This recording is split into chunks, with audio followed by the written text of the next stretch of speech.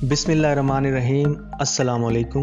آج ہم بات کریں گے اے ایم اور پی ایم کے بارے میں کہ آخر یہ اے ایم اور پی ایم کا مطلب ہوتا کیا ہے۔ اگر میں آپ سے ابھی ٹائم یا وقت پوچھوں تو آپ فوراً اپنی سمارٹ واچ یا سمارٹ فون سے مجھے ٹائم اے ایم یا پی ایم میں بتائیں گے، پر سوال یہ ہے کہ یہ اے ایم اور پی ایم کا مطلب ہوتا کیا ہے۔ تو میں آپ کو بتاتا ہوں۔ ہمارے پورے دن کو 12 گھنٹے کے ایکول پارٹس میں ڈیوائیڈ کیا گیا ہے، یعنی تقسیم کیا گیا ہے۔ دوپہر 12 بجے سے پہلے کے ٹائم کو ہم اے ایم اور دوپہر 12 بجے کے بعد کے ٹائم کو ہم پی ایم میں بتاتے ہیں۔ اب اے ایم کا مطلب ہوتا کیا ہے؟